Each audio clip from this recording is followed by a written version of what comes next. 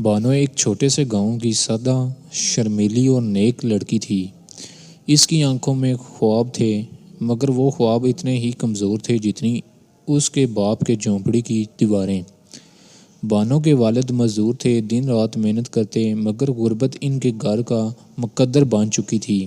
بانو اکثر سوچتی تھی کہ کیا کبھی ایسا دن آئے گا جب وہ اپنی ماں کے لیے نیا جوڑا اور اپنے باپ کے لیے نئے جوتے خرید سکے گی، مگر قسمت کو کچھ اور ہی منظور تھا۔ ایک دن بانو کے باپ کو کام کے دوران چوٹ لگی اور وہ ہمیشہ کے لیے بستر سے لگ گئے۔ گھر کا بوجھ بانو کے کمزور کندھوں پر آ گیا۔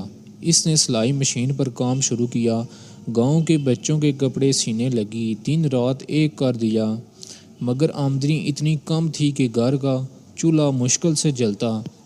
بانو کی ماں بیمار رہنے لگی، دوائیوں کے پیسے نہ ہونے کے باعث وہ اکثر روتی، مگر بانو ہنستی رہی تاکہ ماں کو امید رہے۔ گاؤں کے لوگ طنز کرتے مگر بانو نے ہمت نہ ہاری۔ وہ کہتی، ایک دن سب ٹھیک ہو جائے گا، اللہ ضرور رحم کرے گا، مگر وہ دن کبھی نہ آیا۔ ایک دن شہر سے ایک عورت آئی جس نے بانو کو کہا کہ وہ اسے شہر میں نوکری دلائے گی۔ بانو نے سوچا کہ شاید قسمت بدل جائے۔ ماں کی اجازت سے وہ اس عورت کے ساتھ چلی گئی، مگر شہر میں پہنچ کر بانو کو پتہ چلا کہ وہ دھوکے میں آ گئی ہے۔ اس عورت نے اسے ایک فیکٹری میں کام پر لگا دیا جہاں تنخواہ بہت کم اور ظلم بہت زیادہ تھا۔ بانو صبح سے رات تک مشینوں کے شور میں کام کرتی، ہاتھوں پر چھالے، آنکھوں میں آنسو، مگر زبان پر شکر۔ اسے ماں کی فکر رہتی، مگر فون کرنے کے لیے بھی پیسے نہ تھے۔ کچھ دن بعد ماں کا انتقال ہو گیا اور یہ خبر بانو تک ایک ہفتے بعد پہنچی۔ وہ تڑپ گئی، روئی، چلاتی رہی، مگر کوئی سننے والا نہ تھا۔ اس دن کے بعد بانو خاموش ہو گئی۔ وہ بولنا بھول گئی، صرف کام کرتی رہی۔ اس کے آنسو اب مشین کے شور میں کم ہو گئے۔ پھر ایک دن فیکٹری میں آگ لگ گئی، سب لوگ بھاگ گئے مگر بانو اندر رہ گئی۔ شاید وہ اب جینا ہی نہیں چاہتی تھی۔ جب آگ بجھی تو اس کے ہاتھوں میں ابھی بھی وہ کپڑا تھا جس پر وہ سلائی کر رہی تھی۔ بانو کی کہانی ختم نہیں ہوتی، مگر اس کے درد نے ہزاروں دلوں کو چھو لیا۔ گاؤں کے لوگوں کو احساس ہوا کہ جس لڑکی کا وہ مذاق اڑاتے تھے وہ کتنی بہادر تھی۔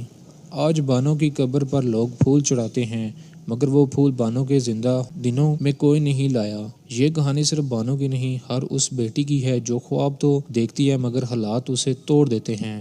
یہ کہانی ہر اس ماں کی ہے جو بیٹی کو روٹی دیتے ہوئے خود بھوکی سوتی ہے، اور یہ کہانی ہر اس باپ کی ہے جو بیٹی کے جہیز کے لیے اپنی زندگی قربان کر دیتا ہے۔ بانو کی زندگی ختم ہوئی، مگر اس کا پیغام زندہ ہے۔ غریبی انسان کو مارتا نہیں، مگر دوسروں کا ظلم ضرور مارتا ہے۔ اگر تم بانو جیسی کسی لڑکی کو جانتے ہو تو اسے حوصلہ دو، کیونکہ شاید تمہارا ایک لفظ اس کی زندگی بدل دے۔ دنیا درد سے بری ہے مگر امید ہمیشہ باقی رہتی ہے۔ بانو کی کہانی سننے والا ہر دل روئے گا، مگر یہ آنسو احساس پیدا کریں گے، انسانیت جگائیں گے، اور شاید کسی بانو کا مقدر بھی بدل دیں گے۔